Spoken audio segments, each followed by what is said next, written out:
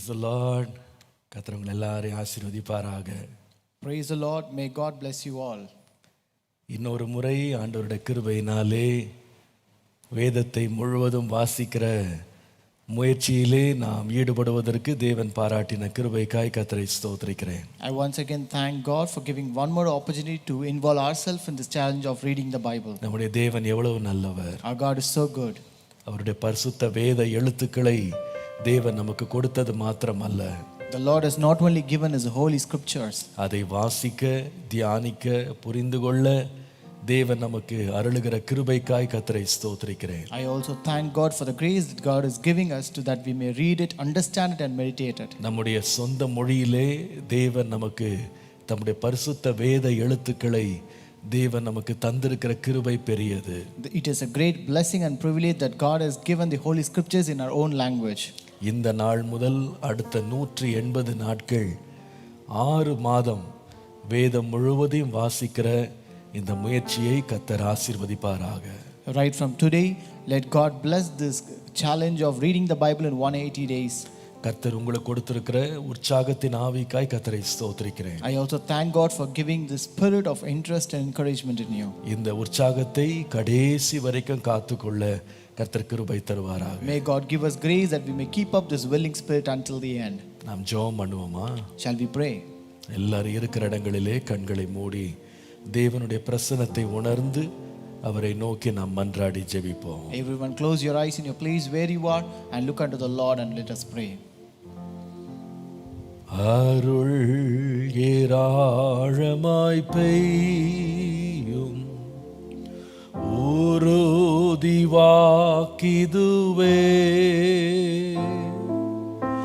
ஆறுதல் தேறுதல் செய்யும் சபையை உயிர்ப்பிக்குமே. அருள் ஏராளம் அருள் அவசியமே, அற்பமாய் சொற்பமாயல்ல தீரழாய் பெய்யட்டுமே. அருள் ஏராளமாய் பெய்யும் பொழியும் இக்ஷணமே, அருளின் மாரியை தாரும் ஜீவதயாபரரே.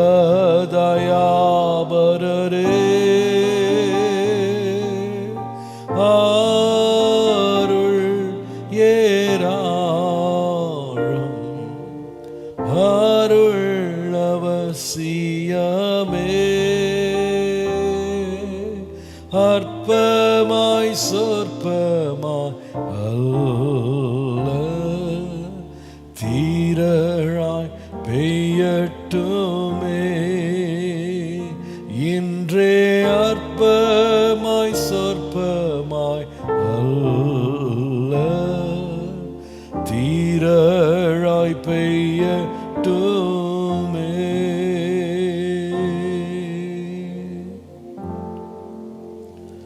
பரிசுத்தமுள்ள அன்பின் பிதாவே, உம்மை நாங்கள் மனப்பூர்வமாய் துதித்து உம்மை ஸ்தோத்திரிக்கிறோம். Our holy Father, we wholeheartedly praise you and worship you, Lord. இந்த நாளிலேயும் எங்கள் ஜீவிய நாட்களில் ஒரு புதிய நாளை காண பண்ணின உம்முடைய கிருபை எண்ணி நாங்கள் ஸ்தோத்திரிக்கிறோம். Lord, we also praise you considering the grace that you have given us to see a new day in our life, Lord. ஆண்டவரே, இந்த புதிய நாளில் உம்மையும் நீர் எழுதி கொடுத்த உம்முடைய வேத புஸ்தகத்தையும் வாசிக்க தியானிக்க எங்களுக்கு முன்பாக வைத்திருக்கிற கிருபைக்காக ஸ்தோத்திரம். Lord, we also thank you for the grace that you have set before us that we may read your holy scriptures and meditate on this new day, Lord. இப்பொழுதும் இந்த முதல் நாளிலேயே உம்முடைய கிருபையையும் அருள்மாரியையும் எங்கள் மேலும் எங்கள் குடும்பத்தின் மேலும் நீர் ஊற்றும்படி நாங்கள் ஜெபிக்கிறோம். Lord, even on the very first day we pray that you may pour out your grace and mercy upon ourselves and our families, Lord. உலகம் எங்கும் இருந்து இந்த நிகழ்ச்சியை பார்த்து கொண்டிருக்கிறவர்கள் மேல் உம்முடைய ஆசீர்வாதம் தயவு இருக்கும்படி நான் ஜெபிக்கிறேன். I also pray that your blessing descend and rest upon all the people who are listening to this from all over the world, Lord. நற்கிரியை துவங்கின தேவன் அதை கிறிஸ்துவின் நாள் பரியந்தமும் அதை பூரணப்படுத்தும்படி நாங்கள் ஜெபிக்கிறோம். The Lord who have started this small beginning, who have started this good work, will make it to perfection, and we pray for that, Lord. ஆண்டவரே, ஒவ்வொரு நாளும் நாங்கள் வாசிக்க வேண்டிய வேத பகுதிகளை வாசித்து முடிக்க எங்களுக்கு கிருபை தருவீராக. May Lord give us grace that we may read the scripture portion for that day on the respective days, Lord. இந்த நாளினுடைய தியான நேரத்தையும் ஆசீர்வதியும். Lord, bless also the devotion time of today, Lord. அடியேனை உம்முடைய திரு ரத்தத்திற்குள் மறைத்து நீர் வெளிப்படும்படி ஜெபிக்கிறேன். Lord, I pray that you may cover your servant under your blood and that you may reveal on this day, Lord. இயேசுவின் நாமத்தில் பிதாவே. In Jesus' name we pray. Amen. Praise the Lord. Praise the Lord. மறுபடியுமாக உங்களை இந்த 180 நாட்களில் வேதத்தை வாசித்து முடிக்கும் இந்த முயற்சிக்கு, இந்த சவாலுக்கு அன்புடன் உங்களை வரவேற்கிறேன். I once again welcome you all to this Read the Bible in 180 Days challenge. கர்த்தர் தாமே இந்த நாளையும் இந்த நாட்களையும் நமக்கு ஆசீர்வாதமாக்கி தருவாராக. May God bless this day and make it a blessing all through these days. அவருக்கே எல்லா துதியும் கனமும் மகிமையும் உண்டாவதாக. All glory, honor and praise be to him alone. நான் உங்களுக்கு சொன்னது போல இந்த 180 நாட்களும் நீதிமொழிகளின் புஸ்தகத்தை உங்களோடு தியானமாய் கொண்டு வருவதற்கு ஆவியானவர் எனக்குள்ளே ஒரு ஏவுதலை தந்தார். As I told you, the Holy Spirit moved in my heart to bring a devotion from the book of Proverbs during this 180 days. இதற்காக நான் எந்த விசேஷமான பிரத்யேக ஆயத்தத்தையும் நான் செய்யவில்லை. I did not do any kind of special preparation for this. ஆனால் தேவன் எனக்கு கொடுத்த ஏவுதலை வைத்து நம்பிக்கையோடு அறிவித்து விட்டேன். But based upon the movement that God has given me, I have made this announcement. கர்த்தர் விருப்பத்தை உண்டாக்கினால் செய்கை உண்டாக்கும் அவர் வல்லவராய் இருக்கிறார். If the Lord has given the desire, he is able to also make it to prosper. So உங்களைப் போல நானும் அனுதினமும் தேவ சமூகத்திலே உட்கார்ந்து ஆண்டவரே இன்றைக்குள்ள அப்பத்தை எனக்கு தாரும் என்ற ஜெபத்தோடு நான் கர்த்தரிடத்திலே காத்திருக்கிறேன். So therefore I also, like you, wait in the presence of God for daily bread, that God should provide me the daily bread. நான் உங்களுக்காய் ஜெபிக்கிறேன், நீங்களும் எனக்காய் தயவாய் ஜெபித்துக் கொள்ளுங்கள். I pray for you and you also kindly pray for me. இந்த காலவெளியிலே நாம் நீதிமொழிகள் புஸ்தகத்தின் 1ஆம் அதிகாரம் 1ஆம் வசனத்தை நாம் தியானிக்க போகிறோம். So in this early morning we're going to read and meditate from the book of Proverbs chapter 1 and verse 1.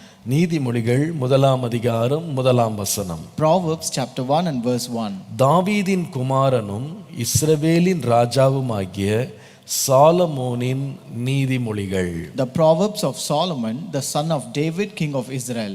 கர்த்தருடைய பரிசுத்த நாமத்திற்கு மகிமை உண்டாவதாக. Glory be to the holy name of God. இந்த வேத புஸ்தகத்தில் தேவன் தம்முடைய வேத புஸ்தகத்தை எழுதுவதற்கு பயன்படுத்தின ஏறத்தாழ 40 பேரில் மிக விசேஷமான ஒரு எழுத்தாளன் Solomon. Solomon is one of the greatest and best writers among the 40 writers whom God chose to write this Bible. இந்த மனிதன் உலகத்திலுள்ள ஞானிகளில் பேர் பெற்றதும் புகழ் பெற்றதுமான ஒரு ஞானி. And this man was very popular and was a legend among the world of wise men.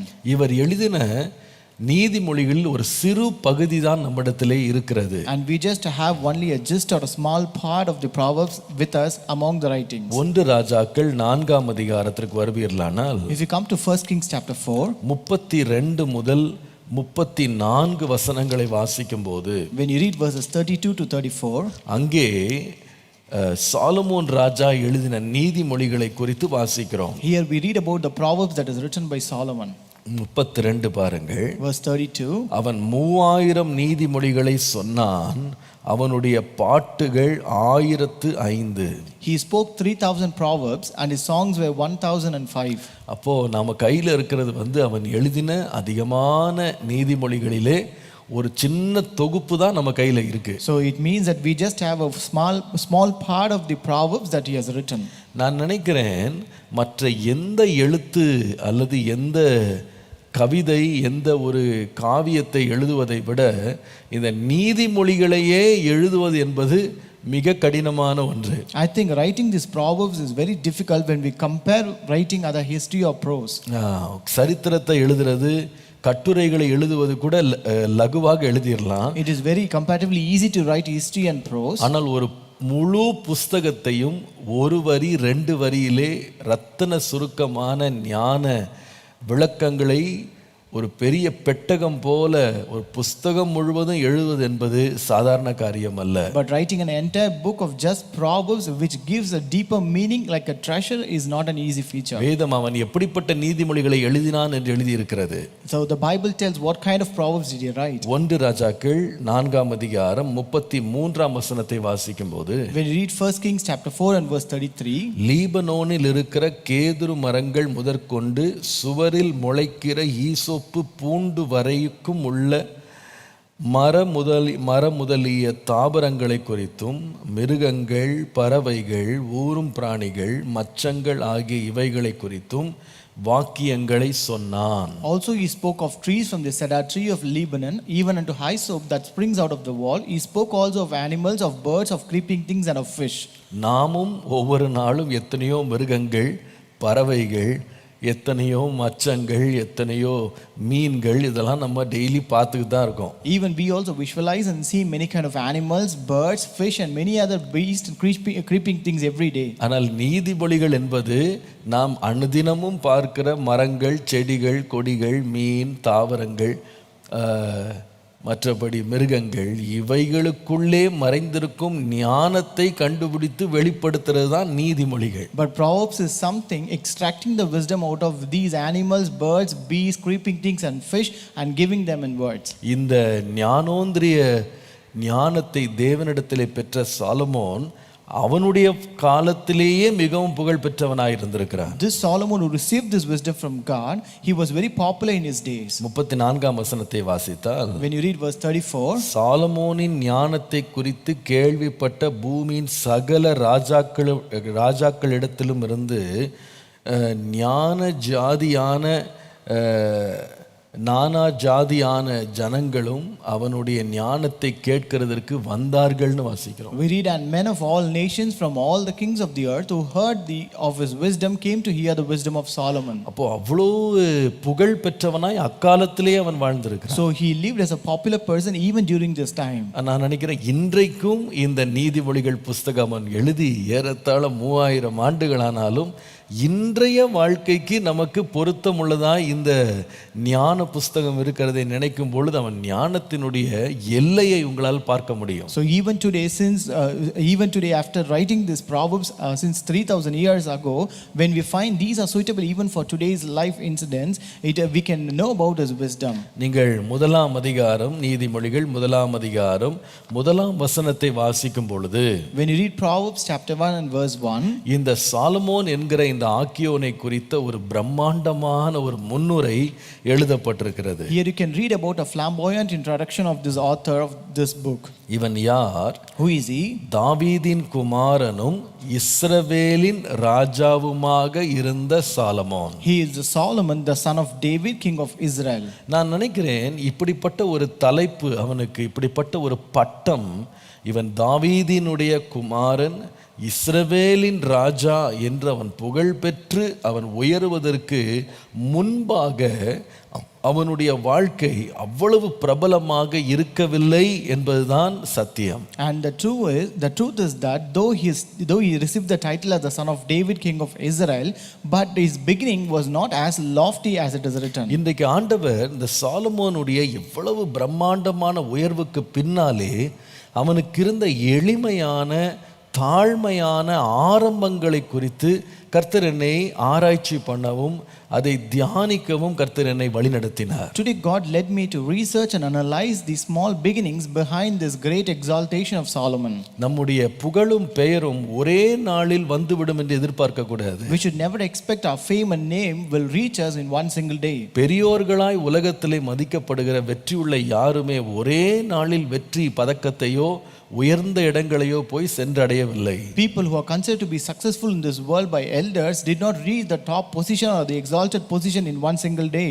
இன்றைக்கு நாம் அவர்களை பார்க்கிற உயர்வுக்கும் அவர்களுடைய சரித்திரத்திற்கும் சம்பந்தமே இல்லாமல் இருக்கும். So when you look at the exaltation today and their history, a background, it would be not be connected with each other. இன்றைக்கு அவர்கள் அடைந்திருக்கிற நிலைக்கும் அவர்கள் ஆரம்பித்த நிலைக்கும் ஏணி வைத்தால் கூட எட்ட முடியாத அளவு உயர்வு வந்திருக்கும். And you can find a great difference between the beginning of their life and the top position that they are placed right now. ஆனால் கர்த்தருக்கு ஸ்தோத்திரம், அவர் எளியவனை புழுதியிலிருந்து எடுத்து சிறியவனை குப்பையிலிருந்து உயர்த்துகிற தேவனாயிருக்கிறார். But praise God, he is a God who lifts the poor from the dust and lifts the lowly from the lowly state. கர்த்தருடைய நாமத்திற்கு மகிமை உண்டாவதாக. Glory be to the name of the Lord. இந்த சாலமோனுடைய ஆரம்பங்களை குறித்து 3 காரியங்களை உங்களோடு நான் பகிர்ந்து கொள்ள விரும்புகிறேன். I want to share 3 things about the beginnings of Solomon. முதலாவது, அவனுடைய ஆரம்பம் ஒரு அற்பமான ஆரம்பம். First, he began in lowliness. ஏன் இதை நான் சொல்லுகிறேன்? What do you say this? 1 ராஜாக்கள் 3ஆம் அதிகாரத்திற்கு வாருங்கள். Come to 1 Kings chapter 3. 1 ராஜாக்கள் 3ஆம் அதிகாரம் 7ஆம் வசனத்தை வாசிப்பீர்களானால், When you read 1 Kings chapter 3 and verse 7, அவன் சொல்லுகிறான், he says, இப்பொழுதும் என் தேவனாகிய கர்த்தாவே, தேவரீர் உமது அடியேன் என் தகப்பனாகிய தாவீதின் ஸ்தானத்திலே ராஜாவாக்கினீரே. நானோவென்றால் போக்குவரவு அறியாத சிறு பிள்ளையாயிருக்கிறேன். It says, Now, O Lord my God, you have made your servant king instead of my father David, but I am a little child. I do not know how to go out or come in. கர்த்தருடைய பரிசுத்த நாமத்திற்கு மகிமை உண்டாவதாக. Glory be to the holy name of God. முதலாவது, அவனுடைய ஆரம்பம் அற்பமான ஆரம்பம். First, he began in lowliness. நான் நினைக்கிறேன், அவனை பற்றி மற்றவர்கள் என்ன நினைத்தாங்க எனக்கு தெரியல. I think we do not know how others felt about him. ஆனால் சாலமோன் தன்னை குறித்து தானே நினைக்கும் போது, அவன் இவ்வளவு பெரிய நாட்டை, தேசத்தை அவன் நடத்தத்தக்க தகுதி உள்ளவனாய் அவன் பார்க்கவில்லை. அவனை ஒரு சிறு பிள்ளையாக தான் அவன் பார்த்தான். But when Solomon looked at himself, he felt like a child who is not worthy or eligible to lead a country. நான் நினைக்கிறேன், நம்ம எல்லாரை போல சாலமோனுக்கு கூட ஒரு ஆர்ப்பாட்டமான ஒரு பெரிய ஆரம்பம் இருக்க வேண்டும் என்று அவன் விரும்பி இருக்கலாம். So even like how we think, Solomon would have also loved to have a wonderful beginning. ஆனால் அவனுடைய ஆரம்பமோ ஒரு சிறு பிள்ளையை போல இருக்கிற ஒரு அற்பமான ஆரம்பமாக தான் இருந்தது. But his beginning was lowly like a little child. நான் நினைக்கிறேன், தன்னுடைய தகப்பனுடைய மிகப்பெரிய அந்தஸ்துக்கு முன்பாக, அவருடைய புகழுக்கு முன்பாக, அவருக்கு இருந்த பிரம்மாண்டத்துக்கு முன்பாக சாலமோன் ஒரு சிறு பிள்ளையை போல தன்னை பாவித்தான். So this Solomon considered or felt dwarfed or little child before or by the shadow of his father's greatness and great legacy. தனக்கு முன் சென்றிருந்த தாவீதுக்கு முன்பாக, தன் தகப்பனாகிய தாவீதுக்குடைய அனுபவமோ, அவருக்கு இருந்த அறிவோ, ஆற்றலோ, அவருக்கு இருந்த சிறந்த ஞானமோ சாலமோனுக்கு இல்லை.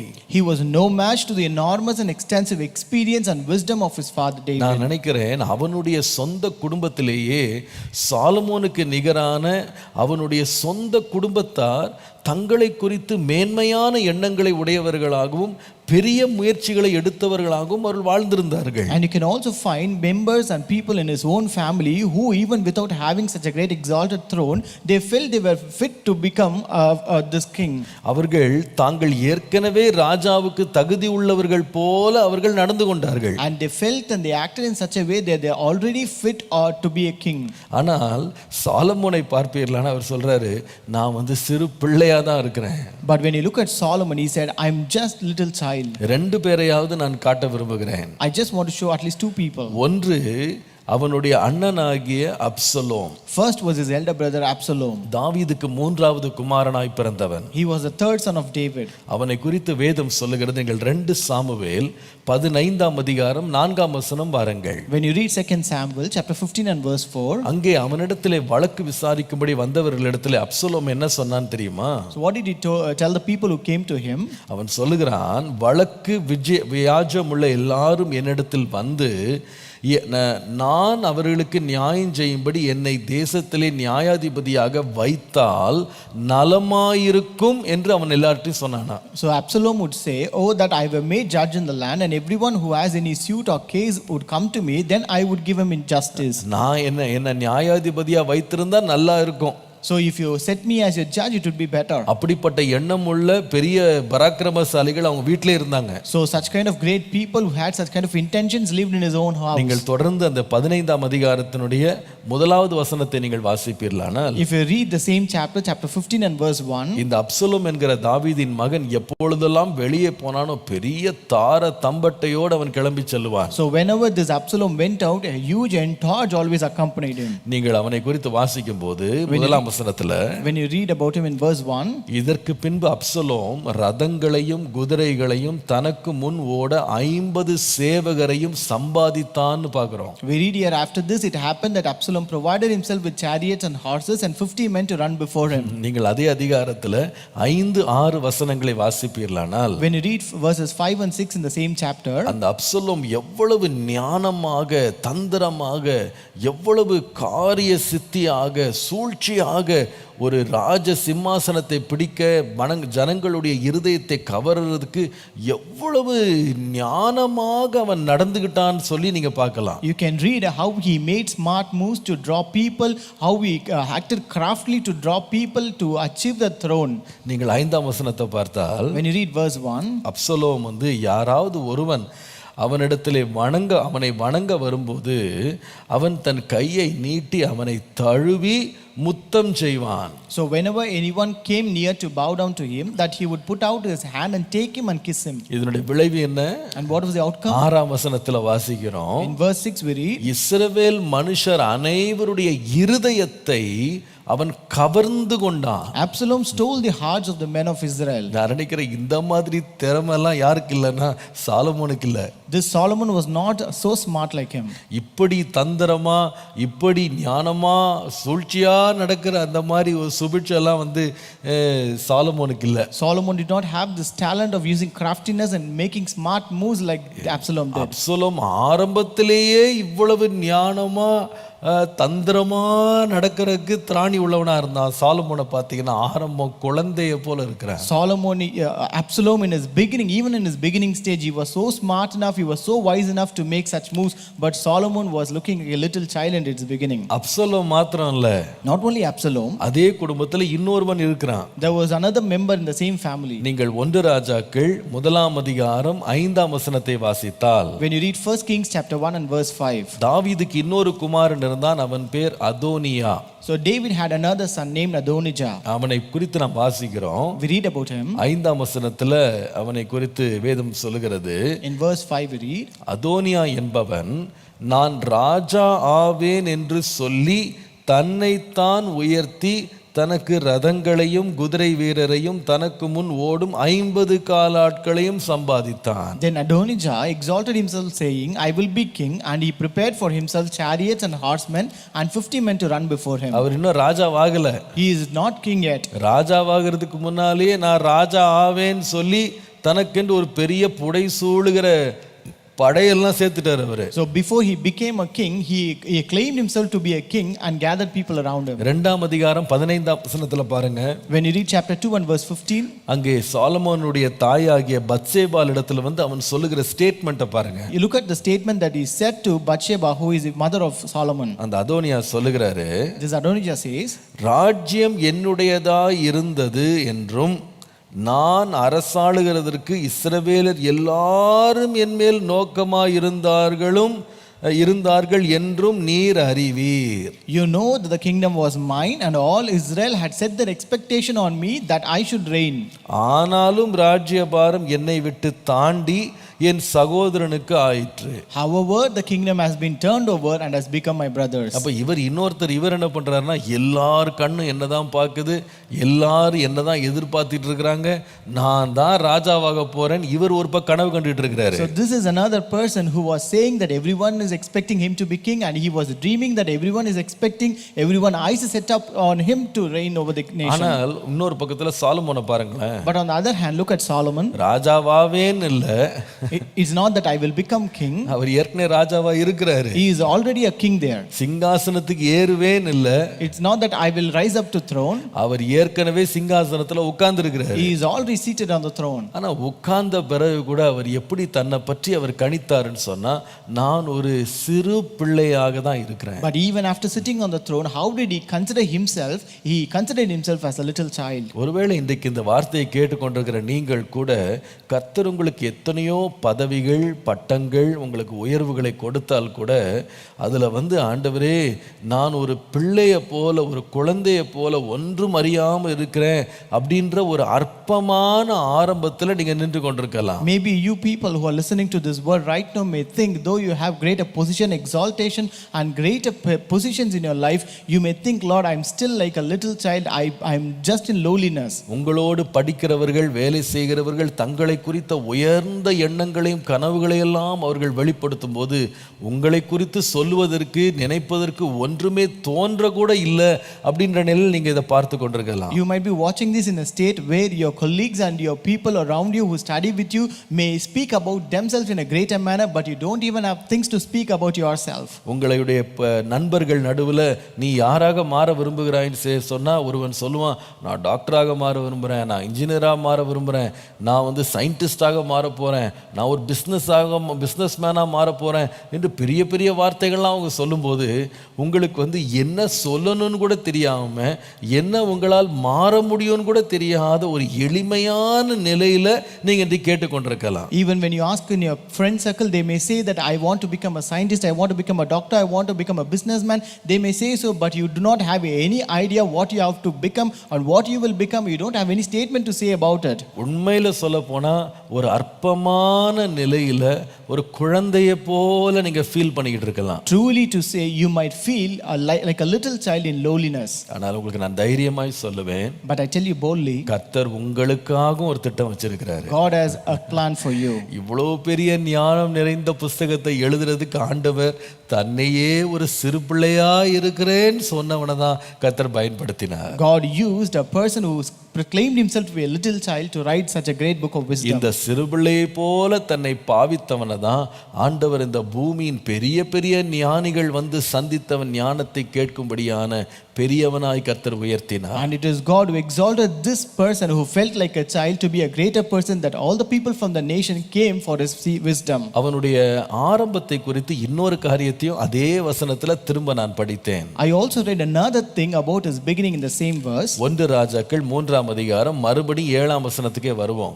Let's come to 1 Kings chapter 3 and verse 7 again. அவன் சொல்லுகிறான், ஆண்டவரே நான் சிறு பிள்ளையா இருக்கிறேன் என்று மாத்திரம் அல்ல, போக்கு வரவு அறியாத சிறு பிள்ளையா இருக்கிறேன். So he says, I'm not only a little child, but I don't know how to go out or come in. முதலாவது அவன் சொல்லுகிறான், நான் ரொம்ப எளிமையா ஒரு சின்ன பிள்ளைய போல அற்பமா இருக்கிறேன். First he says, I'm like a little child in lowliness.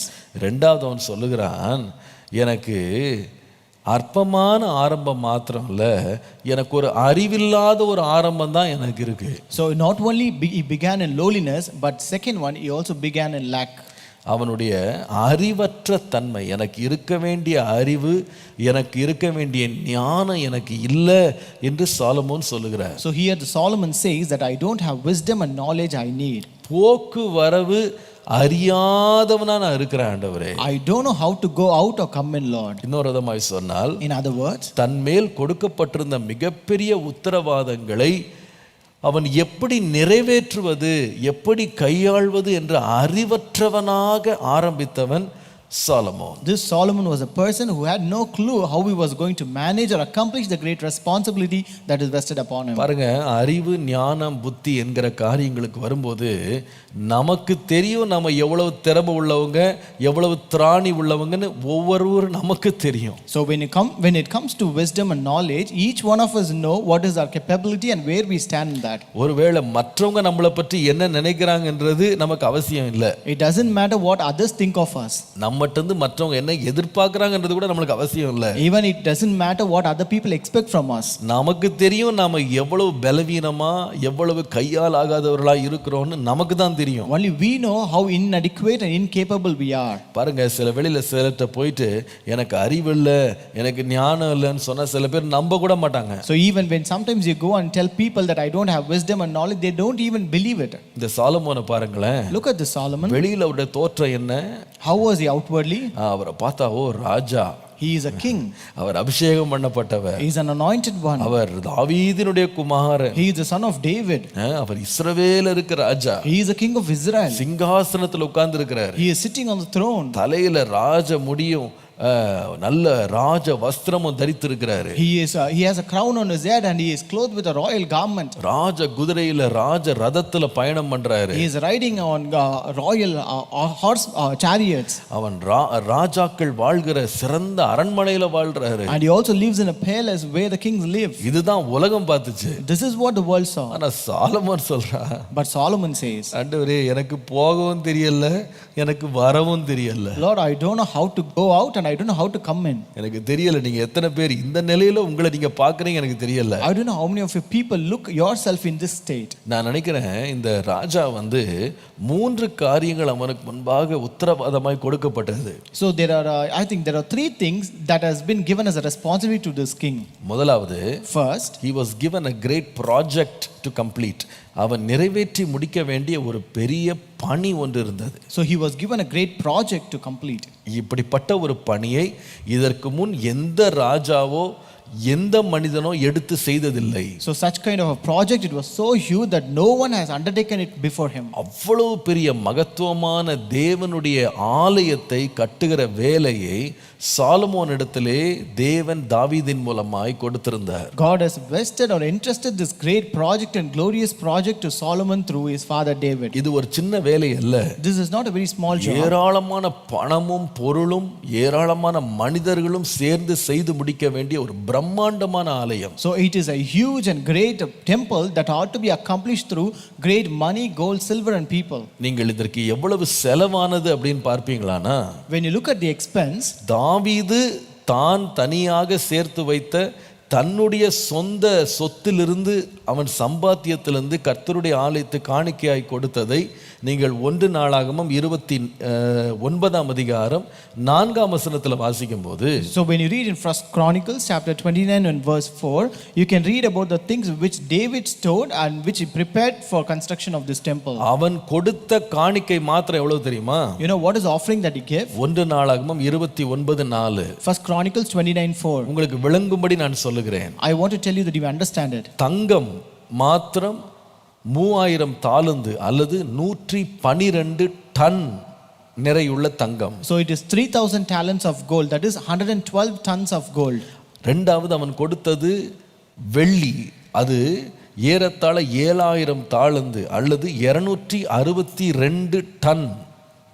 Next is the 7000 talents of refined silver, which is 262 tons of silver. இதை இல்லாம ஏராளமான விசேஷித்த கற்கள் மற்ற பொருட்கள் எல்லாம் அவர் கொடுத்திருக்கிறாரு. And apart from this, he also gave many precious stones for this. இதை பார்த்த உடனே 6 வசனத்துல பாத்தீங்கன்னா, when you read verse 6, அங்கே வந்து அதிபதிகள், அதிகாரிகள், ராஜாவின் வேலைக்காரர், பிரபுக்கள், பொது ஜனங்கள் எல்லாரும் மனப்பூர்வமா அது காணிக்கைகளை கொடுத்தாங்க. Here you can see the leaders of the tribes of Israel, the generals, the captains, the king's administrative officers and other people who gave willingly. அவங்க எவ்வளவு கொடுத்தாங்க தெரியுமா? You know how much did they give? சின்ன பட்டியல் சொல்றேன். I'll give you a small list. தங்கம் மாத்திரம் 188 ton கொடுத்திருக்காங்க. They gave 188 tons of gold. வெள்ளி வந்து 10,000 தங்க நாணயங்கள், காசுகள் 10,000 காசு கொடுத்திருக்காங்க. And they also offered 10,000 gold coins. வெள்ளி மாத்திரம் 375 டன் கொடுத்திருக்காங்க. And they gave 375 tons of silver. வெண்கலம் வந்து 675 ton. And they gave 675 tons of bronze. இரும்பு வந்து 3750 ton. and 3,750 tons of iron. இவ்வளோ பணம், இவ்வளோ வெள்ளி, பொன் எல்லாத்தையும் கொண்டு சேர்த்து சாலமோன்ட்ட கொடுத்து கட்டுன்னு சொல்றாங்க. But they gave and they gathered so much of gold, silver and bronze, and they gave it and asked him to build it. நான் நினைக்கிறேன் நல்ல கைதேர்ந்த ஒரு சிற்பாச்சாரி, ரொம்ப அனுபவசாலிட்ட இவ்வளோ கொடுத்தா கூட அவர் வந்து அதை மேனேஜ் பண்றதுன்றது சாதாரண காரியம் இல்லை. So even if you give an experienced engineer so much things, I think it would not be easy task for him to manage it. அதனால தான் சாலமோன் சொல்ற, ஆண்டவர் எனக்கு போகவும் தெரியல வரவும் தெரியல. That's why Solomon said, I don't know how to go out or come in, Lord. எனக்கு வரவையும் கணக்கு பார்க்க தெரியல, செலவையும் கணக்கு பார்க்க தெரியல. I don't know how to manage the income and also how to manage the expenses. அவனிடத்துல ஒரு பெரிய ப்ராஜெக்ட் மட்டும் கொடுக்கப்படல. ரெண்டாவது, he received the responsibility to handle a great a few people who are very troublesome. சில தொந்தரவு கொடுக்கிற சில மனிதர்களை கையாள வேண்டிய பொறுப்பை அப்பா கொடுத்துட்டு போயிருந்தாரு. So it was not only a huge project that was being entrusted to him, but also he was left behind a few people where he had to deal with them. நீங்கள் அப்புறமா நேரம் இருக்கும்போது 1 ராஜாக்கள் 2ஆம் அதிகாரம் 5 முதல் 9 வாசித்து பாருங்க. And again, when you find time, you can read 1 Kings chapter 2 verses 5 to 9. அதுல தாவீது வந்து மரிக்கிறதுக்கு முன்னாடி சாலமோனை கூப்பிட்டு 2 பேரை பத்தி சொல்றாரு. Before David died, he called Solomon and told about 2 people. ஒன்று சமாதான காலத்துல யுத்தத்தை செய்த யோவாப். First is Joab, who shed the blood of war in peacetime. இரண்டாவது தாவீதை சபித்த சீமேயி. And the second one was Shimei, the man who cursed David. ரத்தம் சிந்தின யோவாப் சபித்த சீமேயி. Joab who shed the blood and Shimei who cursed David. அப்பா சொல்றாரு, இவங்க 2 பேரையும் எப்படி நடத்தணும்னு உனக்கு தெரியும். அவங்களுடைய மரணம் வந்து சமாதானமா இருக்க கூடாது. And his father told, you know how to deal with them and their death should not be peaceful. ஒரு பக்கம் project, on one side he had a project, இன்னொரு பக்கம் சில தொந்தரவு கொடுக்கிற மனிதர்கள், and on the other side he had few people who were troublesome. மூன்றாவது, and the third one, அவனுக்கு இருந்த பெரிய பிரச்சனை என்னன்னா 1 ராஜாக்கள் 3ஆம் அதிகாரம் 8ஆம் வசனம் வாசிக்கும்போது, if you read 1 Kings chapter 3 and verse 8, அவன் சொல்லுகிறான், he says, நீர் தெரிந்து கொண்டதும் ஏராளத்தினால் எண்ணிக்கைக்கு அடங்காததுமாயிருக்கிற லக்கத்திற்கு உட்படாததுமான திரளான ஜனங்களாகிய உமது ஜனத்தின் நடுவிலே அடியேன் இருக்கிறேன். and your servant is in the midst of your people whom you have chosen, a great people, too numerous to be numbered or counted. Great project, troublesome people and a huge population. ஒரு பெரிய ஜனத்தொகை இப்பொழுது அவன் கையிலே கொடுக்கப்படுகிறது. and now he is left behind a huge population with him. இப்போ இந்த இவ்வளவு ஜனத்தையும் நடத்தணும்னா அவன் சொல்லுகிறான், எனக்கு போகவும் தெரியல வரவும் தெரியல. now if you want to lead such a huge population, he says, I don't know how to go in or come out. பேர் வந்து ராஜாவின் குமாரன், he is titled as the son of a king, ஸ்தானம் வந்து ராஜா, his position is king, ஆனால் ஞானம் இல்ல ஆண்டவரே, but Lord, I lack wisdom. Lord, எனக்கு அறிவில்ல ஆண்டவரே, Lord, I don't have knowledge. எனக்கு ஒண்ணுமே தெரியல ஆண்டவரே. Lord, I don't know what to do. Lord, இதான் சாலமோனுடைய ஆரம்பம். this is the beginning of Solomon. முதலாவது சொன்னேன், First I said, அவனுடைய ஆரம்பம் ரொம்ப அற்பமான ஆரம்பம். first he began in lowliness. ரெண்டாவது அவனுடைய ஆரம்பம் அறிவில்லாத ஆரம்பம். Second, he began in lack. மூன்றாவது அவனுடைய ஆரம்பம் என்ன தெரியுமா? And the third one, தனிமையின் ஆரம்பம். he began in loneliness. தனிமையின் ஆரம்பம். He began in loneliness. உங்களுக்கு தெரியுமா, சாலமோன் பிறந்த குடும்பம் ஒரு பெரிய குடும்பம். As you know, Solomon was born into a huge family. தாவீதுக்கு, அவனுடைய தகப்பனாகிய தாவீதுக்கு 7 சகோதரர்கள் 2 சகோதரிகள் இருந்தாங்க. His father David had 7 brothers and 2 sisters. தாவீதுக்கு குறைந்தது 8 மனைவிகள், எண்ணிக்கைக்கு இல்லாத மறுமனையாட்டிகள் இருந்தாங்க. David himself had at least 8 wives and 10 concubines. தாவீது பத்சேபாளோடு இணைந்து அவன் பெற்ற இறந்து போன பிள்ளையை நீங்கள் கணக்கிலே சேர்த்தால் கணக்கிலே வந்தது மாத்திரம் 21 பிள்ளைகள். So if you count the children of David who also died in infancy including him, he had at least 25 children by his wives. அது இல்லாம எண்ணிக்கைக்கு இல்லாத பிள்ளைகள் வேற இருக்கிறாங்க. And also he had unknown number of children. இவ்வளோ பெரிய குடும்பம். So he was into such a huge family.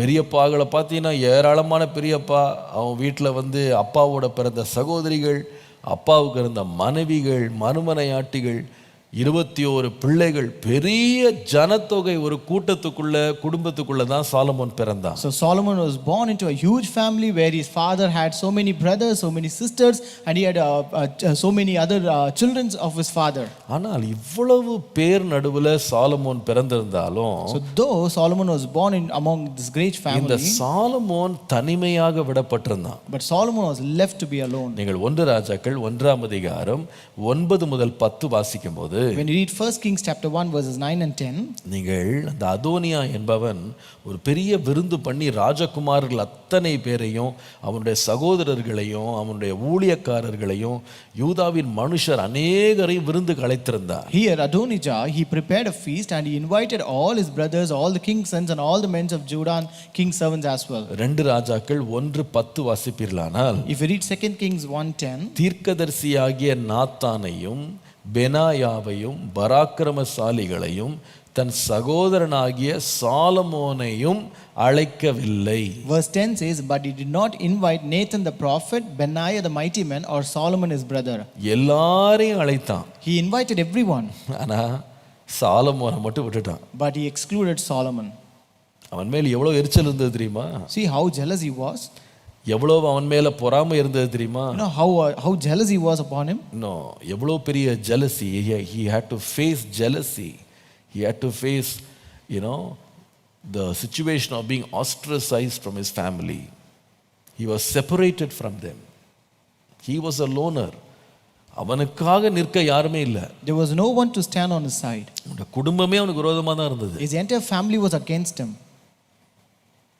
பயங்கரமான ஒரு சூழ்நிலையில தான் இந்த சாலமோன் பிறந்தான். Just Solomon was born in a very terrible situation. சாலமோனுடைய உயர்வு எல்லாருக்கும் சந்தோஷமா இல்ல. The exaltation of Solomon was not happy to everyone. நாம நீதிமொழிகள் 1ஆம் அதிகாரம் 1ஆம் வசனம் வாசிக்கும் போது, தாவீதின் குமாரனும் இஸ்ரவேலின் ராஜாவும் ஆகிய சாலமோன் எழுதின நீதிமொழிகள் வாசிக்கும் போது, அப்பா அவர் பெரிய ஆள் நம்ம நினைச்சிட்டு இருக்கோம். When we read Proverbs chapter 1 and verse 1 where it says the Proverbs of Solomon the son of David king of Israel, when we read that we consider Solomon to be so great. ஆனால் அவனுடைய பின்னணியை போய் பார்த்தீங்கன்னா, But when you look at his background, அற்பமான ஆரம்பம். it was a very small beginning.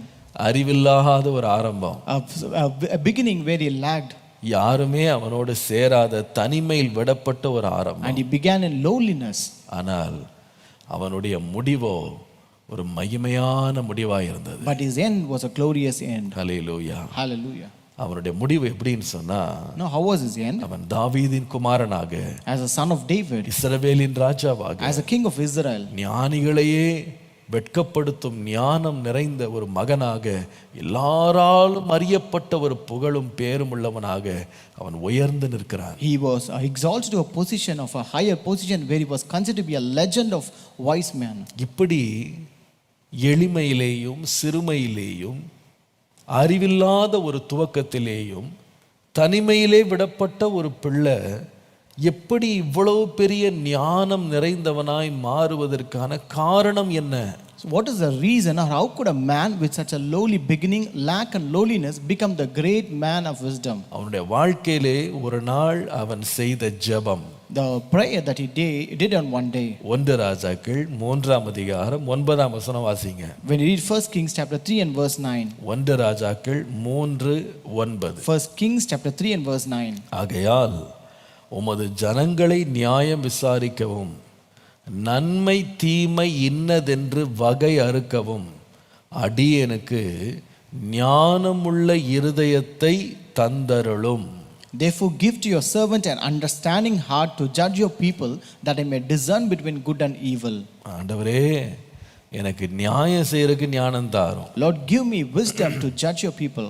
ஆண்டவரே, நன்மையும் தீமையும் பகுத்தறிகிற ஞானத்தை தாரும். Lord, give me wisdom to discern between good and evil. அவன் ஒன்ன கண்டுபிடிச்சான். He found out something. எனக்கு முன்பாக இருந்த அப்பா பெரிய ஐஸ்வர்யவான். My father who was before me was a great rich man. இந்த உலகத்தில் இருக்கிற ராஜாக்களுக்கெல்லாம் செல்வம் குமிஞ்சிருக்கு. All the kings of this world have so many riches. அவர்கள் எப்படியோ ஜனத்தை தங்கள் பக்கம் சம்பாரிச்சிடுறாங்க. They somehow draw people towards them. ஆனா ஒன்றை மாத்திரம் மனுஷன் தன்னுடைய பிரயாசத்தினால் சம்பாதிக்க முடியாது. But a person cannot earn one thing by his efforts. அது என்னன்னா தேவனுடைய ஞானம். That is the wisdom of God. அதான் தேவனுடைய ஞானம். That is the wisdom of God. இந்த ஞானம் என்பது மனுஷனிடத்திலிருந்து வருகிறது இல்ல. This wisdom does not come from man. வேதம் சொல்லுகிறது அது தேவனிடத்திலிருந்து இறங்கி வருகிறது. The Bible says it descends from God. அது பரத்திலிருந்து இறங்கி வருகிறது. It descends from heaven. அது ஆண்டவர்கிட்ட கேட்டான்.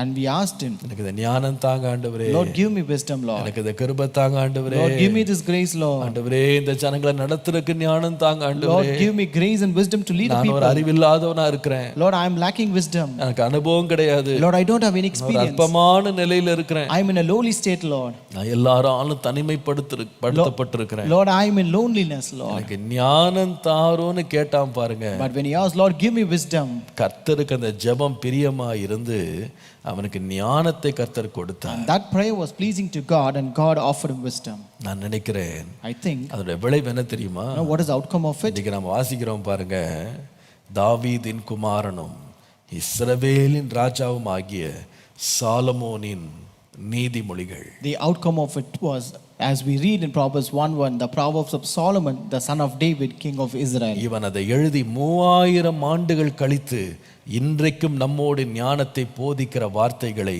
இந்த அற்பமான எளிய அறிவற்ற ஒரு துணையில்லாத ஒரு சிறு பையன் ஆரம்பித்த ஆரம்பங்களிலிருந்து கர்த்தர் எவ்வளவு கொண்டு வந்து நிறுத்தி இருக்கிறார். This beginning, this lowly beginning, lacking beginning and loneliness of this small man, little boy, which has actually ended up in a great wisdom that is even fitting our life even after 3,000 years. நான் நினைக்கிறேன் அதே கிருபையை கர்த்தர் நமக்கும் கொடுக்க வல்லவர். And I think God is able to give the same grace to us. அதேதான் யாக்கோபு 1:5 வாசிக்கிறோம். That's what we read in James 1:5. ஒருவன் ஞானத்திலே குறைவுள்ளவனாய் இருந்தால், If anyone lack you wisdom, யாவருக்கும் சம்பூர்ணமாய் கொடுக்கிறவரும் ஒருவரையும் கடிந்து கொள்ளாதவருமாகிய தேவனிடத்திலே கேட்க கடவன். let him ask of God that giveth to all men liberally and upbraideth not. அது அவனுக்கு நிச்சயமாய் அருளப்படும். And it shall be given him. உங்க வாழ்க்கையில கர்த்தர் பெரிய காரியங்களை செய்ய வேண்டுமா? If God ought to do greater things in your life, மனிதரை சார்ந்து கொள்வதை பார்க்கிலும் கர்த்தர் மேல் நம்பிக்கையா இருங்க. trust the Lord rather than depending and relying upon the people. உங்களுடைய அற்பமான ஆரம்பங்களை அசட்டை பண்ணாதீங்க. Don't despise your small beginnings. அதைதான் சகரியா 4:10 வாசிக்கிறோம். That's what we read in Zechariah chapter 4 and verse 10. அற்பமான ஆரம்பத்தின் நாளை யார் அசட்டை பண்ணலாம்? For who has despised the day of small things? இன்னைக்கு அசட்டை பண்ணாதீங்க. Don't despise it. கர்த்தருக்கு உங்க வாழ்க்கையை ஒப்பு கொடுங்க. Commit your life to God. உங்களோட பலவீனங்களை ஆண்டவர்ட்ட கொடுங்க. Give and commit your weakness to God. உங்கள் ஞானமற்ற வாழ்க்கையை கர்த்தர்ட்ட கொடுங்க. And commit your lacking life to God. உங்கள் அனுபவம் இல்லாத நிலையை கர்த்தருக்கு அர்ப்பணிங்க. Commit your inexperienced state to God. எல்லாராலும் நீங்க கைவிடப்பட்டு, எல்லாராலும் ஒதுக்கப்பட்டு, எல்லாராலும் நீங்கள் எதிர்க்கப்படுகிற ஒரு நிலையிலேயும் சாலமோனை போல தேவனை நோக்கி மன்றாடுங்க. Even in the situation like Solomon, where you are totally abandoned by all or forsaken by all, look unto the Lord. நம்மை நினைவு கூர்ந்து நமக்காக யாவையும் செய்து நம்மையும் அநேகருக்கு பயனுள்ளவர்களாய் சாலமோனை போல மாற்ற தேவன் வல்லவராய் இருக்கிறார். God is able to remember us and he is also able to make us capable that we might be beneficial to many people. கர்த்தர் நம்மை ஆசீர்வதிப்பாராக. May God bless us all. இன்றைக்கு 180 நாட்களில் வேதத்தை வாசித்து முடிக்க போகும் நம்முடைய முயற்சியிலே இந்த சவால்ல முதலாவது நாளிலே நாம் வந்திருக்கிறோம். So today we are on the first day of this Bible reading challenge. நீங்கள் யாரும் சோர்ந்து போகாம இந்த நாளில இன்றைக்கு நாம படிக்க வேண்டிய ஆதி ஆகமத்தின் முதல் 10 அதிகாரங்களை நாம் வாசிக்க போகிறோம். So you should not be disappointed or lose your interest, and therefore we're going to read today the first 10 chapters of the book of Genesis. இன்றைக்கு இந்த முதல் 10 அதிகாரங்களை வாசிக்க வந்த அநேகர் இந்த ஒரே நாள்ல நீங்க ஆதி ஆகமத்தின் 50 அதிகாரங்களை வாசித்த மக்கள் தான். So you people who have come to read the first 10 chapters of Genesis are the people who read the entire book of Genesis in one single day. சமீபத்துல தான் அந்த 40 நாள்ல முழு வேதாகமத்தை வாசித்து முடிச்சிட்டோம். Recently in the 40 days Bible reading challenge we completed the entire Bible. இன்றைக்கு 5ல ஒரு பங்கு தான் நமக்கு கொடுத்திருக்கிறோம் portion. So we just have one fifth of the portion today. ஆனால் நீங்க அதை பார்த்து நீங்க சாதாரணமா நினைச்சிடாதீங்க. So don't consider it to be a very easy one. உங்களுக்கு இருக்கிற அந்த 10 அதிகாரத்தை வாசித்து முடிச்சிட்டீங்கன்னா, if you have read the first 10 chapters, அந்த அதிகாரங்களை மறுபடியும் நோக்கி பார்த்து அதுல தேவன் உங்களுக்கு சொல்லுகிற கருத்துக்களை, வெளிச்சங்களை, வெளிப்பாடுகளை ஒரு டைரியில ஜர்னல் பண்ணுங்க. So if you have completed reading the 10 chapters, you read it again, you meditate and write down the revelation and the light that God gives you. முதல் முறை 40 நாள்ல வாசிக்கும் போது வேகமா வாசிட்டு போயிருப்பீங்க. So earlier when you read for the 40 days Bible reading challenge, you would have read very in a rapid way. இந்த முறை கொஞ்சம் பொறுமையா வாசிங்க. But now read very slowly. காலையில ஒருவேளை 3 அதிகாரம் வாசிங்க. Read 3 chapters in the morning. அத கொஞ்சம் தியானம் பண்ணுங்க. And meditate it for some time. மதியானம் ஒரு 3 அதிகாரம் வாசிங்க. Again read 3 chapters in the afternoon. மீதமுள்ள நேரத்துல கொஞ்சம் தியானம் பண்ணுங்க. And then in the rest of the time you can meditate. திருப்பி சாயங்காலமோ ராத்திரியோ அடுத்த 4 அதிகாரம் வாசிங்க. Again in the evening or night you can read the next 4 chapters. இன்றைக்குள்ளாக அந்த 10 அதிகாரங்களை வாசித்து முடிச்சிருவேன் அப்படின்னு ஒரு தீர்மானம் எடுங்க. And make a decision resolution that you will complete these 10 chapters by today. கர்த்தர் தாமே உங்களை ஆசீர்வதிப்பாராக. May God bless you all. கர்த்தர் இந்த நாளிலிருந்து எடுக்கிற முயற்சிகள் மேல் கர்த்தருடைய கரம் இருப்பதாக. Let the hand of the Lord be upon all the efforts that we take from today. உங்களுக்கு தெரிந்த அறிமுகமான எல்லா நண்பர்கள் விசுவாசிகளுக்கு தயவு செய்து இதை குறித்து அறிவியுங்கள். Kindly announce and share this information to all your friends and familiar people. இப்படிப்பட்ட ஒரு கையேடு ஒவ்வொரு நாளும் என்ன வாசிக்க வேண்டும் அப்படின்ற போர்ஷன் வேண்டும் அப்படின்றவங்க நேரடியாய் பெற முடியாதவங்க acabrc.com என்கிற வெப்சைட்ல போய் நீங்க ஃப்ரீ ரிசோர்ஸை வந்து நீங்க download பண்ணிக்கொள்ளலாம். So if you want to receive a brochure like this but you cannot get it directly, you can visit acabrc.com and you can download the free resource. அதுல ஹோம் பேஜ்லயே கீழே நீங்க வந்து ஸ்க்ரால் பண்ணீங்கன்னா அங்க வந்து 180 day plan 180 days plan அப்படின்னு இருக்கும். அதுல டவுன்லோட் தட்டினீங்கன்னா நீங்க உடனே உங்க சிஸ்டம்ல உங்க மொபைல்ல இதே அட்டையை நீங்க வந்து சாஃப்ட் காப்பியா டவுன்லோட் பண்ணிக்கலாம். So if you scroll down in the home page of the website, you can find one reading the Bible in 180 days plan. So you can click that and you can download it as a soft copy. எல்லாரும் வேதத்தை வாசிப்போம். So let us all read the Bible. கர்த்தர் தாமே நம்மை ஆசீர்வதிப்பாராக. Let the Lord bless us all. உங்களுக்கு அறிமுகமானவர்கள் அனைவருக்கும் இதை தெரியப்படுத்துங்க. Also inform and share with all your familiar people. நாம் இதில் எழுதியிருக்கிறது போல வீண் சிந்தனைகளை நான் வெறுத்து உமது வேதத்தில் பிரியப்படுகிறேன் என்று சங்கீதக்காரன் சொன்னது போலவே கர்த்தர் நமக்கு கிருபை தருவாராக. As you have written and as the psalmist says, I hate vain thoughts but thy law do I love. So in similar way God give us grace. ஜெபம் பண்ணலாமா? So shall we pray? கர்த்தருடைய முகத்தை நோக்கி பார்க்கலாமா? Shall we look unto the Lord? ஆண்டவரே, Lord, என்னுடைய ஆரம்பங்கள் அற்பமாய் இருந்தாலும் Lord, though my beginnings are very என்னுடைய small, முடிவு மகிமையாய் இருக்க உம்முடைய கரத்திலே என்னை அர்ப்பணிக்கிறேன். Lord, I commit myself that my end may be a glorious நீர் one. எனக்கு கிருபையை தாரும். Lord, you give me the grace. Lord. சாலமோனுக்கு அளித்த அந்த ஞானத்தை எனக்கு தாரும். Lord, give me the wisdom that you offered Solomon. Lord, ஆண்டவரே, உம்முடைய தயவுகளை என் மேல் காண்பியும். Lord, show your favor upon me, Lord. உம்முடைய இரக்கங்கள் என் மேல் இருக்கட்டும். Lord, let your mercies be upon me, Lord. கர்த்தரை நோக்கி பார்ப்போமா? Let us look unto the Lord. ஞானமற்றவன் நானே, ஞானம் தாரும் தேவா. ஞானமற்றவன் நானே, ஞானம் தாரும் தேவா. உம்மை அன்றி வழியேது, என் கல்வி ஊற்றும் நீரே. உம்மை அன்றி வழியேது, என் கல்வி ஊற்றும் நீரே. உந்தன் ஆசி தாரும் எந்தன் இயேசு தேவா. தந்தையே நான் பணிகிறேன், தந்தையே நான் பணிகிறேன்.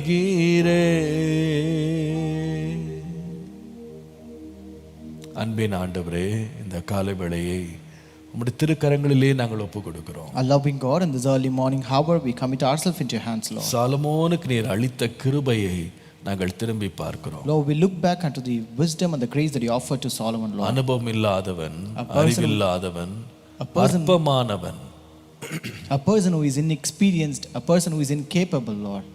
ஆண்டவரே, But Lord, அவனுக்கு யாரும் துணை செய்யவில்லை. Lord, there was no one to accompany ஆனால் him. அவனை எவ்வளவு ஒரு மகிமையான ஸ்தானத்திற்கு அவனை உயர்த்தி இருந்தீர். But Lord, you have exalted him to a glorious position, Lord. அந்த கிருபை எங்களுக்கும் தர வேண்டும் என்று உம்முடைய பொற்பாதங்களை நாங்கள் தேடி வருகிறோம். Lord, we seek your feet that you should offer the same grace to us, Lord. இந்த வேதத்தை வாசிக்கவோ அதை தியானிக்கவோ அதனுடைய மறைபொருள்கள் அறிந்து கொள்ளவோ நாங்கள் ஞானமற்றவர்களாக இருக்கலாம். Lord, we might be lacking wisdom to know, understand and to find the treasures of this world. எங்களுக்கு கொடுக்கப்பட்டுள்ள உத்தரவாதங்களை ஞானத்தோடு நாங்கள் நிறைவேற்ற எங்களுக்கு ஞானம் இல்லாமல் இருக்கலாம். Lord, we may lack wisdom to accomplish and fulfill the responsibilities that is vested to us, Lord. இன்றைக்கு ஆவியானவர் உம்முடைய அருள் மாறி எங்கள் மேல் ஊற்றும். But today let God pour out your grace upon us. எல்லாரும் கண்டு ஆச்சரியப்படத்தக்கதாக உம்முடைய உன்னத ஞானத்தை எங்களுக்கு தரும்படி நாங்கள் ஜெபிக்கிறோம். Lord, we pray that God may provide us divine wisdom that all people may amaze at it, Lord. இன்றைக்கு வாசிக்க வேண்டிய வேத பகுதியை வாசித்து உம்முடைய நாமத்தை மகிமைப்படுத்த கிருபை தாரும். Lord, give us grace that we may finish reading the scripture portion today and glorify your name, Lord. ஒவ்வொருவர் மேலும் உம்முடைய பாதுகாப்பும் ஆசீர்வாதமும் சமாதானமும் இருக்கட்டும். Lord, let your protection, peace and your Lord grace and blessing be upon every இன்றைக்கு person. நீர் சாலமோனை போல எங்களையும் நடத்துவீர் உயர்த்துவீர் என்கிற விசுவாசத்தோடு முன்னேற கிருபை தாரும். Lord, give us grace and a faith that you will also bless us and like Solomon, Lord. உம்முடைய நாமம் மாத்திரம் மகிமைப்படட்டும். Let your name alone be magnified. இயேசுவின் நாமத்தில் பிதாவே. In Jesus' name we pray. Amen. Praise the Lord. God bless you all. Have a wonderful day and have a fruitful day reading the word of God. ஒரு நல்ல நாளையும் வேத வசனத்தை வாசிக்கிறதுனால் உண்டாகிற கனியுள்ள ஒரு நாளையும் கர்த்தர் உங்களுக்கு கிருபையாய் தந்து ஆசீர்வதிக்க வாழ்த்துகிறேன். கர்த்தர் உங்களோடு இருப்பாராக. ஆமென்.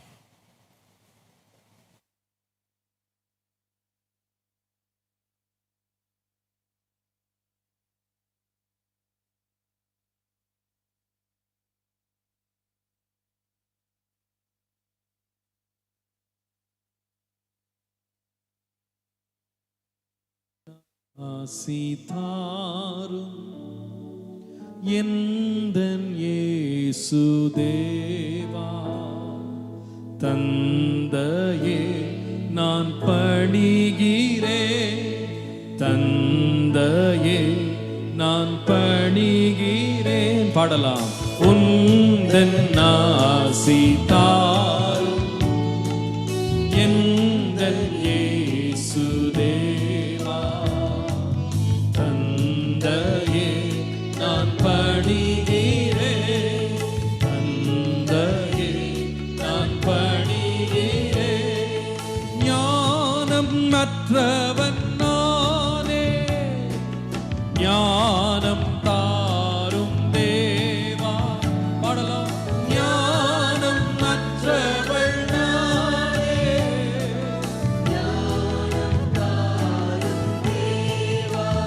உம்மை அன்றி வழியேது, என் கல்வி ஊற்றும் நீரே, உம்மை அன்றி வழியேது, என் கல்வி ஊற்று நீரே.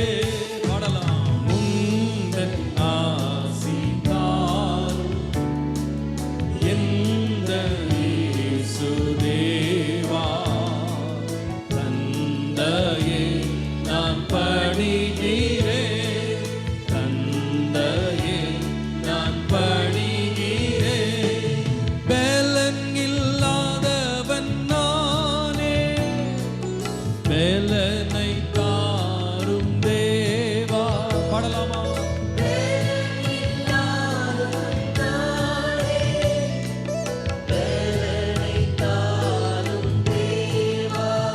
உந்தன் பலன் போல் பலன்